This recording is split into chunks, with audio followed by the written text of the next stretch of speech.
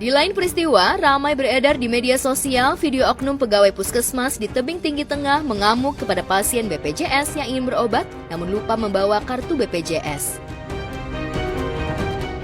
Bagus aja kau bilang kepala kau. Siapa kali upaya bapak? Ha? Terus saya marah bu, nggak apa-apa, marah aja. Apa silakan bapak. Kau pelayanan di sini. Kau di sini pasien menuruti peraturan di sini. Oh iya. Enak aja kau. Dengan arogan, oknum pegawai puskesmas tersebut menolak seorang pasien yang hendak berobat. Pasien tersebut diketahui tidak membawa kartu BPJS dan hanya menunjukkan kartu kunjungan puskesmas dan KTP. Tak hanya itu, oknum pegawai puskesmas tersebut bahkan marah-marah dan mempersilahkan untuk memviralkannya.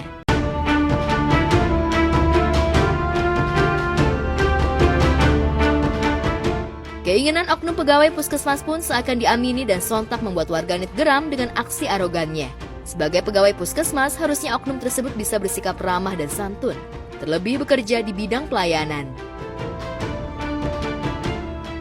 Insiden-insiden seperti ini sih mudah-mudahan tidak sering terjadi. Dalam bentuk pelayanan mungkin pihak rumah sakit juga bisa tetap menekankan untuk melihat bahwa pasien yang datang itu adalah orang yang kesulitan gitu. Mereka datang ke situ membawa harapan untuk tersebut. Di sisi lain juga mungkin kita dalam posisi pasien juga harus melihat bahwa para pekerja kesehatan ini juga punya load kerja yang mungkin banyak gitu, sehingga memenuhi kebutuhan administrasi mungkin mempercepat hal seperti itu juga bisa membantu mereka juga menyelesaikan pekerjaannya. Jadi menurut saya sih untuk situasi yang cukup sensitif seperti itu ada baiknya mungkin ya antara satu dan lain pihaknya bisa sama-sama saling pengertian. Karena yang datang ini orang susah, yang kerja di situ juga mungkin kita tidak tahu kesulitannya sampai seperti apa gitu. Agak kesel ya ngelihat kejadian yang viral di sosial media gitu kan. Seharusnya pelayan kesehatan itu kan memberikan pelayanan yang terbaik, tapi di satu sisi juga kan si pasiennya nggak membawa kartu BPJS, jadi itu kewajiban dari pasien dan hak juga dari pelayan kesehatan itu untuk meminta kartu BPJS, tapi caranya tidak benar karena diomelin dan diteriakin. Pas aku lihat beberapa kejadian di sosial media itu banyak yang dijutekin lah, jadi mohon untuk para pelayan kesehatan jangan membedakan lah pasien BPJS dan juga mandiri ataupun asuransi karena kan semua bayar gitu. Abdullah Sani Hasibuan sebagai pasien sangat menyesalkan kearoganan pegawai puskesmas tersebut. Sebagai pelayanan, harusnya melihat kondisi pasien, kalau bisa dipermudah ya dimudahkan, jangan malah membuat peraturan yang membingungkan. Memang saya butuh pertolongan. Tadi istri saya melapor, yang minta kartu, yang minta ini, saya minta dispensasi agar saya diobati dulu. Kalau soal kartu nanti bisa belakangan. Kalau nyawa orang tidak tertolong macam mana? Kalau beginilah bentuk pelayanan di Kota Tebing Tinggi ini berarti sudah menyalahi. Kita mohonlah kepada Kadis atau PJ Wali Kota agar petugas-petugas di sini juga diberi pelajaran juga, diberi agar orang ini pelayanan umum. Kita tentunya perlu masyarakat ini perlu udah sering puskesmas ini selalu melakukan ke masyarakat, kita banyak ada laporan.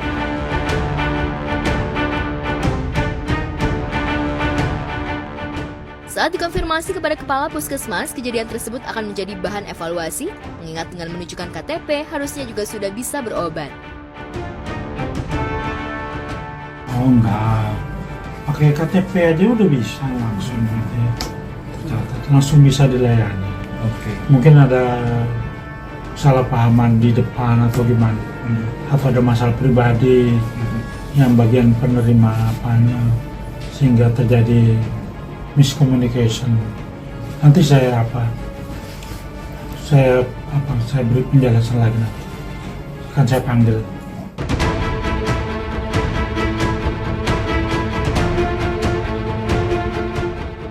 Di lain tempat, Inara Rusli kembali harus berurusan dengan pihak kepolisian.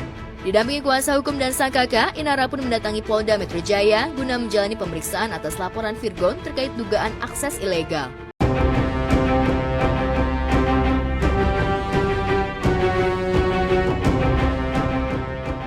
Dalam kesempatan tersebut, Inara mengaku heran proses hukum terkait laporan Virgon tersebut masih terus berjalan. Padahal diketahui sebelumnya, Inara dan Virgon sudah bertemu dan sepakat menempuh upaya damai dengan cara saling cabut laporan. Itu juga makanya saya bingung, kemarin kan udah sempat ketemu perwakilan dari masing-masing keluarga besar kita berdua. Kok jadi nggak kelar-kelar ya, karena kan di awal maunya kan dia damai, sama-sama damai. Dia bilang mau ngasih waktu 2 hari, ternyata jadi udah hampir 20 hari ya nggak selesai gitu. Ya saya juga bingung maunya apa dia. Inara mengurai dirinya juga sudah menjelaskan kepada penyidik perihal upaya damai yang ia tempuh dengan Virgon dengan harapan bisa jadi pertimbangan bagi penyidik. Diketahui kasus ilegal akses yang dijalani Inara memang masih dalam tahap penyidikan. Lantas benarkah untuk kesekian kalinya Inara kecewa terhadap mantan suaminya lantaran tak mengindahkan itikat baik untuk berdamai? Kecewa, tapi nggak kaget karena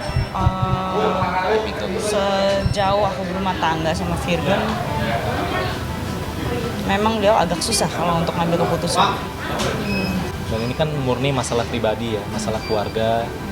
Dan kami juga cukup kaget ternyata laporan dari Bapak Virgon terkait data pribadi yang diungkap itu dibenarkan oleh dia. Berarti kan dia setuju dengan isinya, dengan perselingkuhan yang terjadi gitu.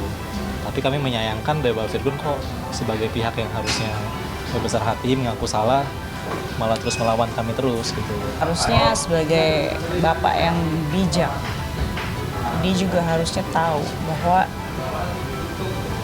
menyakiti ibu dari anak-anak juga bukan perbuatan yang mulia, yang bijak, yang bisa ditiru sama anak-anak. Bukan cuma mempersulit nafkahnya aja, yang sudah turun putusan di pengadilan. Berapa yang ditransfer berapa? Gak usah deh yang transfer yang sesuai dengan putusan pengadilan, yang benar-benar secara fakta aja deh gitu. Bulan anak-anak 75 transfer 20. Sisanya kalau bukan saya harus kerja gimana? Sekarang masih harus saya mau menjarakan saya nggak tahu ya itu dia dan orang-orang di sekelilingnya ini maunya apa. Sementara itu, keluarga Inara juga ikut meradang dengan sikap Virgon yang tiba-tiba menghindari kesepakatan damai dan melanjutkan proses hukum atas laporannya. Kritik pedas pun datang dari kakak Inara, Fani Yunara yang ikut mendampingi Inara. Bahkan menyebut vokalis Last Child tersebut tidak punya adab. Lagi diusahakan kita memang cari jalan perdamaian dengan mereka gitu. Tadinya saya mengundang Virgon tapi Virgonnya nggak datang gitu. Saya WA nggak dijawab. Saya mengadakan tadinya persuasif dengan mereka gitu. Apa sih mau mereka gitu. Cuma kan dari mereka bikin statement terus, bikin video terus, menghina-hina kita gitu kan. Yang hina natik lah apa gitu. Kalau dia kegiatan kayak gini berarti mempersulit kan. Gitu kan tindak tanduk dia kan berarti kan buat saya nggak gentle gitu. Apa yang kita lakukan itu benar-benar untuk mempertanyakan kebenaran apakah pasangan kita ini benar melakukan perselingkuhan itu gitu kan. Kita melakukan itu juga apa ya? Ya mau seperti apa lagi karena beliau itu kan kepala keluarga, tulang punggung. Saat itu aku belum ada penghasilan, aku masih pakai cadar, ibu rumah tangga. Aku harus pikirin bayar tagihan yang berjalan, sedangkan dia pergi, bukan duduk bareng untuk klarifikasi, tapi dia malah pergi ngilang. Dan aku tanya ke orang-orang circle-nya dia, semuanya nutupin keberadaan dia. Aku gak nyangka gitu orang-orang yang aku kenal deket sama ini, aku percaya sama ini, aku harap bisa untuk menengahi kita, kok malah menutupi. Bukankah itu bagian dari persengkongkolan terhadap tindak kejahatan? Sampai masalah ini berlarut-larut segini lamanya. Anak-anak menanyakan bapaknya di mana. Masih belum cukup juga. Masih harus memenjarakan ibunya.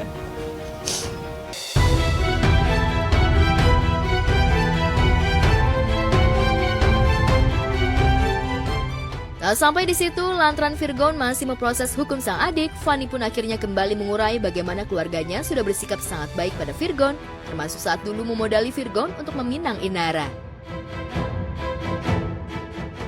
Apa sih pergerakan kita gitu. Waktu nikahnya aja Virgon nggak punya duit, saya yang modalin loh. Cuman ya Virgon nggak inget gitu dengan kebaikan kita. Dan orang kan pasti kan roda berputar ya. Gitu. Maksud saya segitu aja sih. Saya nggak bisa berbuat apa-apa atas semua asumsi yang anak-anak saya mungkin nanti akan berpikir tentang bapaknya, karena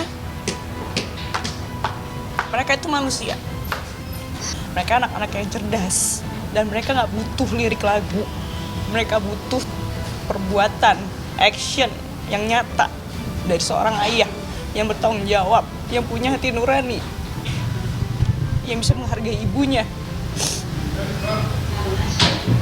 Itu sih.